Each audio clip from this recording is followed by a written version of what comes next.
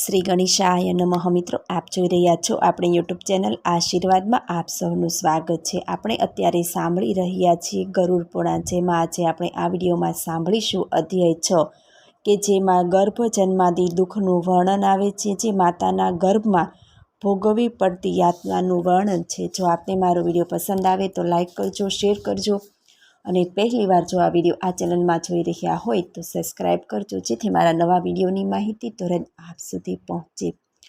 ગરુડ પુરાણમાં ભગવાન શ્રીહરિ અને વિષ્ણુ વચ્ચે થયેલ વાર્તાલાપ છે, જેમાં પુનઃજન્મ, મૃત્યુ અને મનુષ્ય જીવન સાથે સંકળાયેલ અનેક મહત્વના પાસાઓનું વર્ણન કરવામાં આવેલું છે. ગરુડ પુરાણ હિન્દુ ધર્મના 18 પુરાણોમાંનું એક પુરાણ છે, જેના અધ્યક્ષ દેવ ભગવાન શ્રીહરિ વિષ્ણુ છે. સનાતન ધર્મમાં મૃત્યુ પછી ગરુડ પુરાણ બેસાડવામાં આવે છે. એવું કહેવાય છે કે ગરુડ પુરાણમાં કરાયેલ વર્ણનને સાંભળવામાં આવે તો મૃતકના આત્માને મોક્ષ પ્રાપ્ત થાય છે. તે જીવને ક્યારેય ભટકવું પડતું નથી. ભાદરવા માસમાં શ્રાદ્ધ પક્ષમાં ગરુડ પુરાણ સાંભળવામાં આવે તો પિતૃઓને મોક્ષ પ્રાપ્ત થાય છે અને તેના આશીર્વાદ કૃપા દ્રષ્ટિ આપણા પર બની રહે છે. આ શ્રાદ્ધના દિવસોમાં આપણે સાંભળીએ અધ્યાય 6 કે જેમાં ગર્ભ જન્મ દુઃખનું વર્ણન છે. ગરુડજીએ પૂછ્યું કે હે ભગવાન શ્રી હરિ, કર્મને આધીન જીવ નરકના દુઃખો ભોગવીને આવ્યા પછી ફરીથી માતાના ઉદરમાં કેવી રીતે ઉત્પન્ન થાય છે અને ગર્ભાધીનું દુઃખ કેવી રીતે ભોગવે છે, તે મને વિસ્તારથી આપ સમજાવવાની કૃપા કરો. ભગવાન શ્રી હરિ બોલ્યા, હે ગરુડજી, માતાના ઉદરમાં દેહનો થતો ક્રમિક વિકાસ, જીવે સહવે પડતા દુઃખો મિશ થઈને જે રીતે જીવનો દેહ ઉત્પન્ન થાય છે, તે સગળું હું તમને વિસ્તારથી સમજાવું છું. રજોદર્શન થાય ત્યારે ઇન્દ્રની બ્રહ્મહત્યાના પાપથી પહેલાં 3 દિવસે પાપીઓનો દેહ ઉત્પન્ન થાય છે. ઇન્દ્રે બ્રહ્મહત્યા કરીને એ પાપને વહેંચી નાખી ત્યાગી દીધું છે, અને વહેંચણી આ પ્રમાણે થયેલ છે. રજોદર્શનના પહેલા દિવસે સ્ત્રીને ચાંડાલીની ભંગ્યણ, બીજા દિવસે બ્રહ્મધાત્રીની અને ત્રીજા દિવસે ધોબણ જાણવી.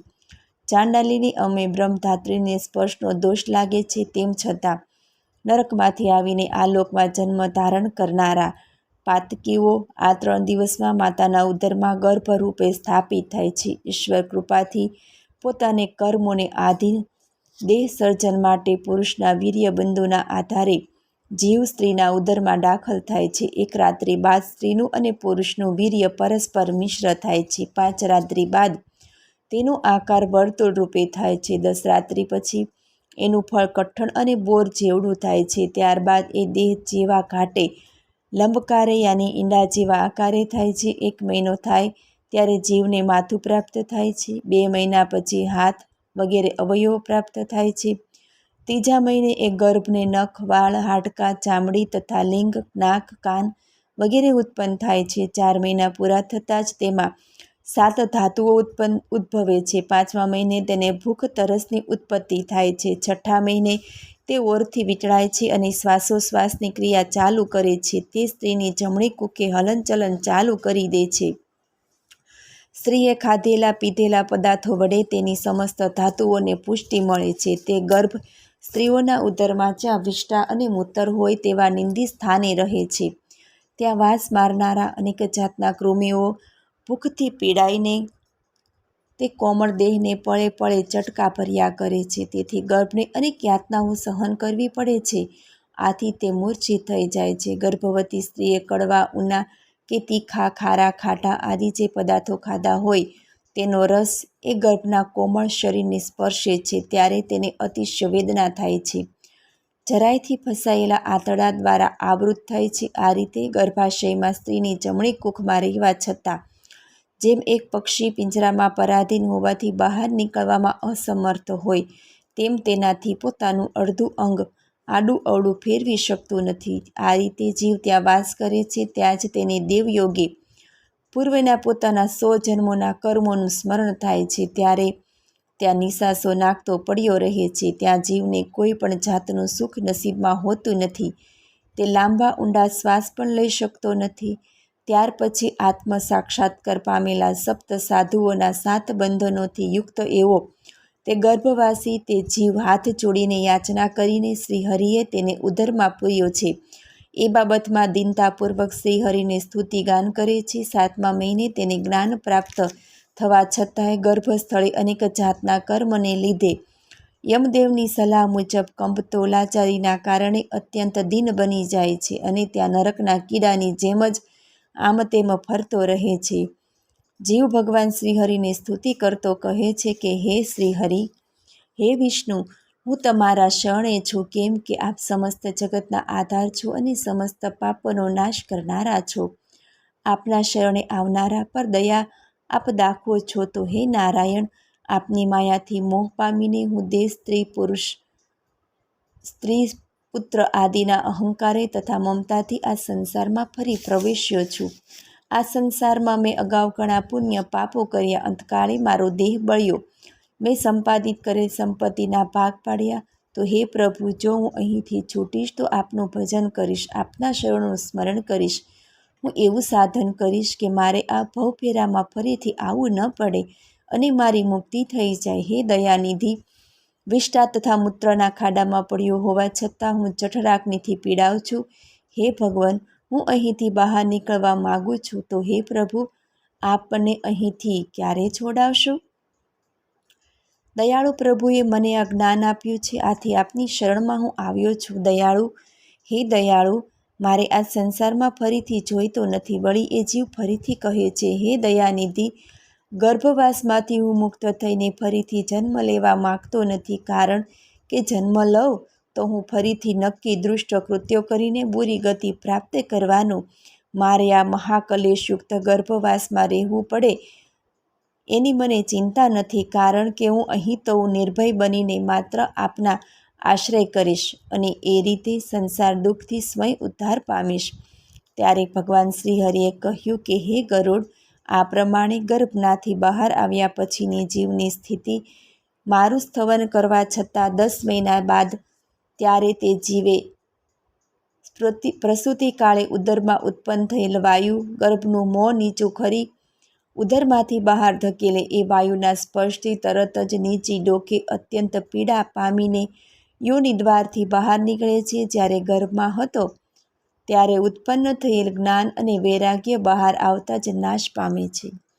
આમ જીવ આ લોકમાં જન્મીને નરક તેમજ મળમૂત્રની પથારીમાં નરકના કીડાની જેમ રહીને ગર્ભાવસ્થામાં પ્રાપ્ત થયેલ આત્મ સાક્ષાત્કાર રૂપી જ્ઞાનનો નાશ થવાથી વિપરીત થયેલું જાણીને તે રડવા લાગે છે. હે ગરુડ, ગર્ભ, સ્મશાન, વ્યાધિગ્રસ્તવ તેમજ પુરાણનું વાંચન થાય ત્યારે મનુષ્યમાં વૈરાગ્ય ઉત્પન્ન થાય છે. જો એ વૈરાગ્યમાં કાયમ રચ્યો પચ્યો રહે તો તેને માટે માયાના બંધનમાંથી છૂટવું અત્યંત સહેલું છે.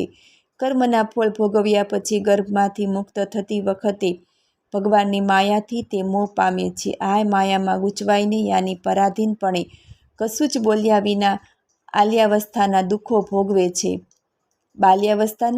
ભોગવે છે. બાળકના મનની વાત જાણવા અશક્ત સગા તેનું પોષણ કરે છે, છતાં તેના મનમાં શું છે તે તેને સૂઝતું નથી. કેમ કે દુઃખ અને ભૂખથી બાળક પોતાના મનની વાત કહી શકતું નથી.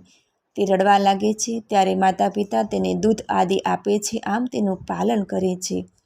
અપવિત્ર હોવા છતાં માંકડ આદિ જીવોવાળી પથારીમાં સૂઈ રહેવું પડે છે. પોતાના શરીરે ખંજવાળ આવે કે અન્ય કારણસર તેને અત્યત્ર ખસવું હોય કે જવું હોય તેમજ અન્ય શારીરિક ચેષ્ટાઓ અંગે તે ઘણું જ અસમર્થ છે. આવા કારણોથી તેના કોમળ નાજુક દેહને મચ્છર, ડાંસ, માંકડ, ચાંચડ આદિ કરડે છે અને દુઃખ આપે છે. આ રીતે શિશુ પૌગડાવસ્થા એટલે કે જન્મથી 11 વર્ષ સુધીની અવસ્થામાં અનેક જાતના દુઃખો ભોગવ્યા બાદ તે યૌવનાવસ્થામાં પ્રાપ્ત કરે છે. આ અવસ્થામાં અનાયસે તે ધન સંપાદિત કરે છે.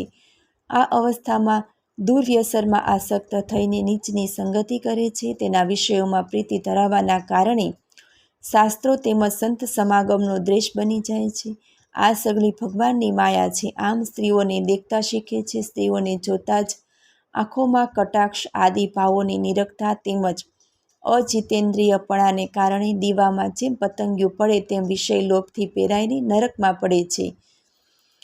હરણ, હાથી, ભમરો, પતંગિયું તથા માછલો આ 5 પ્રાણીઓ માત્ર અનેક વિષયના ભોગી અર્થાત હરણ, કાન, હાથી, સ્પર્શ, પતંગિયું, રૂપ, માછલી જીવા અને ભમરો સુગંધીને પ્રિય માને છે. આ પ્રાણીઓની માત્ર એક વિષયની પ્રીતિના કારણે નાશ પામે છે. વળી પોતાના નાશ માટે અન્ય કામી પુરુષ સાથે કલેશ કરે છે. કલેશ કરે ત્યારે જ બળવાન બને. તે નિર્બળને નબળા હાથીને બળવાન હાથી મારે તેમ મારે છે. તો હે ગરુડ, સર્વ જન્મોમાં અત્યંત દુર્લભ મનુષ્ય દેહ પ્રાપ્ત હોવા છતાંય મૂર્ખાઓ પોતાના મનુષ્યત્વને વેડફે છે તે મહાપાપી છે. તો હે ગરુડ, અનંત યોનિઓમાં ભટકતા ભટકતા કર્માનુસાર પૃથ્વી લોકમાં મનુષ્યને જન્મ મળે છે. તેમાંય બ્રાહ્મણનો જન્મ મળવો અતિ દુર્લભ છે. એ જન્મ મળ્યો હોવા છતાં જ માત્ર એનું પોષણ કરે છે અને ઇન્દ્રિયોને લાડ લડાવે છે. એના હાથમાં આવેલું અમૃત ઢોળાઈ ગયું છે. આમ માનવું યાની તેણે પોતાના જન્મને સાર્થક નથી કર્યો, પણ જન્મને વેડફી નાખ્યો છે એમ સમજવું. પછી વૃદ્ધાવસ્થા આવતા અનેક જાતના દુઃખો વેઠીને તે મૃત્યુ પામી અગાઉની જેમ જ નરકે પડે છે.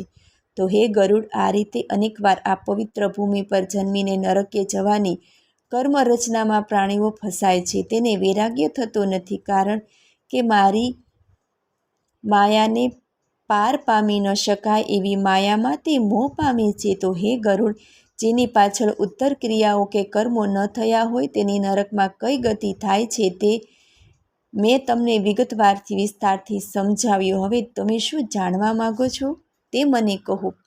ઇતિ શ્રી ગરુડ પુરાણે સારોદ્ધારે ગર્ભજન્માદિ દુઃખનું વર્ણન નામનો 6ઠ્ઠો અધ્યાય સમાપ્ત. બોલો શ્રી ગરુડેશ્વર શ્રી લક્ષ્મીપતિ નારાયણની જય.